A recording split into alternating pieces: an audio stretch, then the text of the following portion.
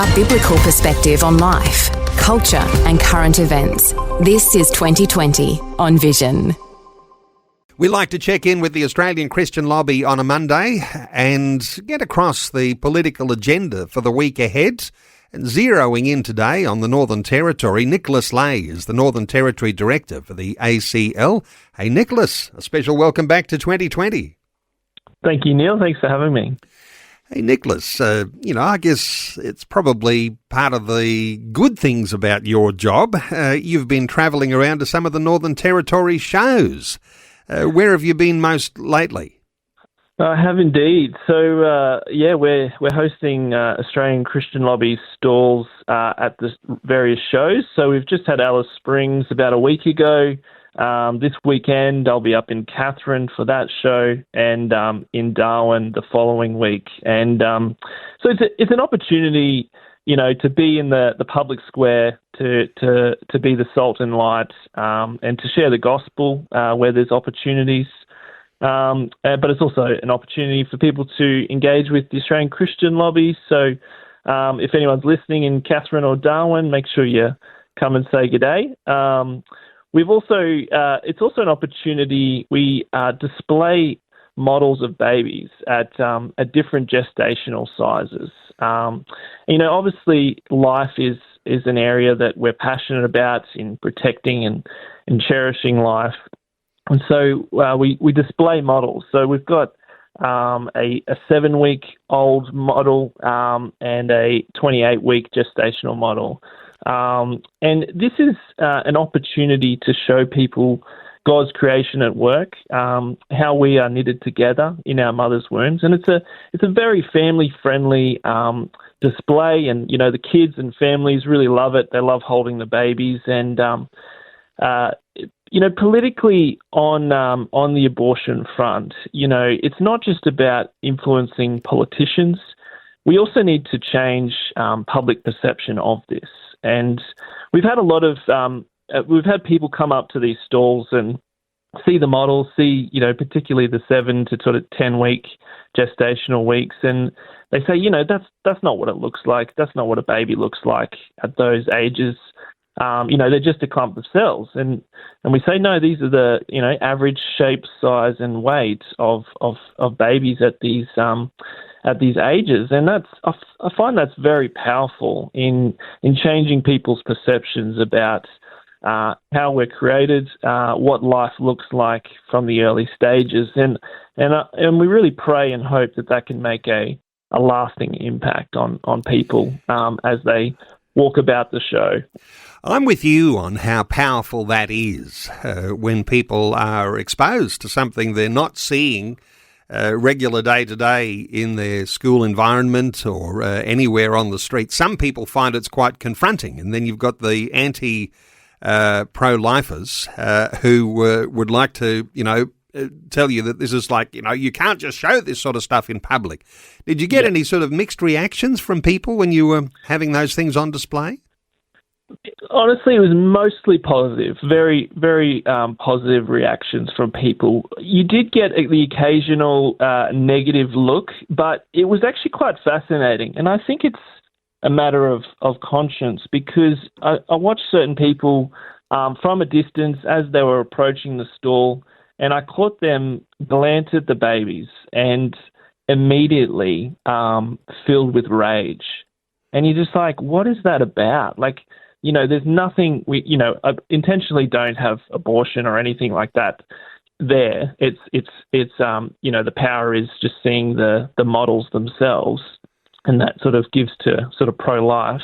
But just someone, particular people just seeing a baby at a certain amount of weeks brings out rage. Like, what is going on there? That is a response, like people's response. When you have such beautiful reactions from people, such beautiful reactions from children in particular, like their love seeing the babies and holding them. And often, children can be rough at sometimes, but often the children are very careful with them, stroking them and, holding them nicely. And so it is an interesting display, and it's interesting to see how people react to it. Just fabulous stuff. Special honour to you because, you know, the pro-life issues, the abortion issue in Australia, it's so huge. Just to have that part of a display at a local show throughout the Northern Territory, just great. And you were at Alice Springs a week ago. You're going to be in Katherine by the end of this week. Is it, a couple of days? How long's the Katherine show? Is it a big show? I mean, how long does it go for? Catherine's 2 days, the Friday and the Saturday, and then the Darwin one's Thursday, Friday and Saturday. And so I suppose, you know, I used to be from, you know, the East Coast, and, you know, you didn't have a large percentage of a population attend a show, but I find with the NT ones, a lot of people do go to them because it's a more local thing. So it's a really excellent opportunity to sort of get in front of, you know, most people in the community and talk to them. So yeah, it's a very powerful opportunity, really great opportunity to meet the whole community in country towns in the Northern Territory. Well done to you on that. Hey, there's a lot of big things you've been monitoring along. I wonder if you've got your own perceptions on what happened with Chris Elston, known as Billboard Chris. Big legal challenge, the E-Safety Commissioner, significant ruling. Just give us a recount on what happened. Yeah, so it's an excellent win for free speech, for debate, and even for this gender affirmation of children issue. You know, Billboard Chris, a lot of people are familiar with, but he essentially wrote something on the platform X about using biologically accurate language to criticise transgender activism, and it was labelled cyber abuse, and it was taken down, and even X fought that, and so did Chris. And thankfully, with the help of the Human Rights Law Alliance, successfully took that to the Administrative Appeals Tribunal, and that's been an excellent win for free speech, for debate on these issues. And I find, and even going back to the abortion issue and this issue as well, we're finding that often there is difficulty just discussing these issues, you know, without even being politically engaged. Just talking about and debating ideas is often stamped out and not tolerated. And so it is important that we have protections to discuss these ideas, to rebuke these ideas. It's a really big part of our democracy and good debate. As you say, I mean, whether you are Christian/religious or not, it's important that everyone has an opportunity to have a level of free speech, because if you don't have that free speech, Nicholas, it is an undermining of democracy. Mm-hmm. Yes, absolutely. It does undermine democracy, and you know, it's hard to have these discussions about, you know, on the case of gender affirmation of children. You know, there is mounting scientific evidence that is proving this stuff to be very harmful to children. Irreversible damage is being done, and when you can't even discuss these sorts of things, it's very hard to alter public policy, public opinion, and political decisions around it, because ultimately that's where it comes from. And of course, this came through the office of the E-Safety Commissioner, and with something so ridiculous as we might describe that, took up an awful lot of time, an awful lot of money in the courts. You've had your own thoughts about how the role of the E-Safety Commissioner needs to be addressing genuine cases of online harm rather than hanging around all these sorts of, you know, sideline issues. What were your thoughts? Yeah, I think, you know, there's obviously, people can do some terrible things online. Online is you know, it's a dangerous place. There's harmful things on there, harmful pornography, all this sorts of stuff. And there is a role in trying to prevent harms being done online.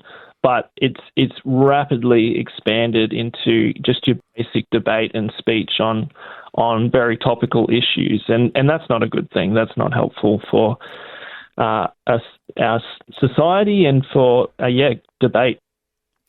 So, Billboard, Chris, a decision that's welcome in defending free and open discussion here in Australia. Hey, let's turn our sights away from the Northern Territory and down to Tasmania. An election coming this Saturday. What are your thoughts on developments there? And I'll give listeners the website where they can get all the research that's been going with the Australian Christian Lobby. But what are your thoughts on developments in Tasmania? Yeah, well, it's obviously been a snap election down there, a very quick election, and so people will be trying to work out how to vote, who to vote for, what people stand for, and to be equipped in making their vote. So, we've published tasvotes.org.au. That's now live, so you can go and check out that. And we've put all the parties and independents on there in the various electorates, and we've also highlighted a few policy areas with particular questions, put those to the parties and to the individuals, and also publish their responses. So it's a fantastic resource for people to be equipped. We obviously can't tell anyone who to vote for, but we can absolutely help people be informed about their vote and what parties and people stand for. So, yeah, I'd absolutely encourage people to check that out. And we also have a prayer webinar that's going to be this Thursday for the election. So if you'd like to join that, you can also find that at tasvotes.org.au. So a great resource for people to use. So please utilise it. And we'll be praying for that election and praying that we'll see good results from it. It's amazing, isn't it, Nicholas, the way people see the priorities that they'll focus on for an election. And of course, there's, those who speculate say the likely outcome in Tasmania is chaos, no matter who wins. But a lot of people have been focusing on a stadium for Hobart, and there's those who are pushing for a stadium in Launceston. Those sorts of things are not on the ACL site, but it's the sort of things that others will overlook sometimes and not prioritise, but where you've got a focus on protection for faith-based schools and the issues around conversion therapy and what's happening in Tasmania, protection for women's sport, abortion, gambling, the state funding for dark mofo, and decriminalisation of drugs. I mean, you could just about be thinking that stadiums are a distraction from what the really important issues are. Any thoughts from you around that? Because those sorts of issues that ACL is focusing on, these are the things that affect families and individuals. That's right, and they are these issues that often people forget about, but they are important. They're in the background. We're seeing legal cases around them, and it's really important we continue to protect faith-based schooling, protections around it for teachers, preventing conversion therapy laws. We've seen these come in across Australia, criminalising prayer. And so you absolutely, if you're in Tasmania and going into this election, that's something as Christians we really don't want to see come in. And so making that a priority when informing our votes and understanding that. And, yeah, it helps, I guess, put the pressure on those issues as well if people are voting based on these issues. And of course, I was going to say the ACL doesn't take sides, but you want to be able to bring these issues to the fore, and the sort of research that listeners can access on the website. Well, I'll mention the website in a moment, but you've actually researched how candidates and parties have said they'll vote on these important issues.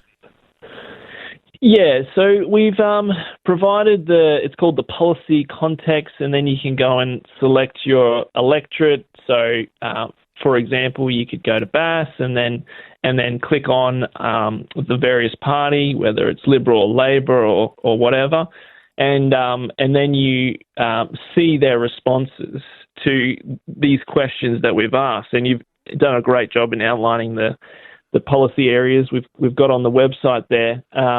And so we've asked questions based on those, based on political understanding, what the context for Tasmania is, where their laws are at, and what we think would be a good thing in their context, and putting that to the parties. And you can see from their responses and make up your own decision based on that. And you mentioned a prayer webinar on this Thursday night. Who's going to be part of that? Are you up to date on who's going to be part of that prayer webinar? And I imagine you'd like every Tasmanian listener to join in and be a part of prayer for Tasmania, as an election can really, change directions and different trajectories depending on who wins. But a prayer webinar, everyone, you'd be encouraging everyone to join in. Church leaders are part of that. Yeah, so it's really just an open platform for everyone to join. So we've just got it there. People can register, and we're really encouraging everyone to join, particularly Tasmanians, but across Australia. If you want to jump in and pray for the Tasmanian election, that will be great. Prayer is it's good where it's coming from. It doesn't matter if it's from Tasmania. We can all be praying for Tasmania and their government. So I would encourage everyone to jump on that. It's really just an open platform for everyone to join, and just be a place to dedicate prayer to this election and to this time. Okay, for listeners in Tasmania particularly, at tasvotes.org.au, and no doubt there'll be details there for that webinar prayer night this coming Thursday. tasvotes.org.au, with all that research that Nicholas has been talking about into what candidates and what parties are saying about the really important issues. And, of course, there's likely to be a link, too, on the ACL website. I always point people to acl.org.au. That's acl.org.au. Nicholas Lay is the Northern Territory Director for the Australian Christian Lobby. Nicholas, thanks so much for another great update today on 2020. Thank you, Neil. Thanks for having me. Thanks for taking time to listen to this audio on demand from Vision Christian Media. To find out more about us, go to vision.org.au.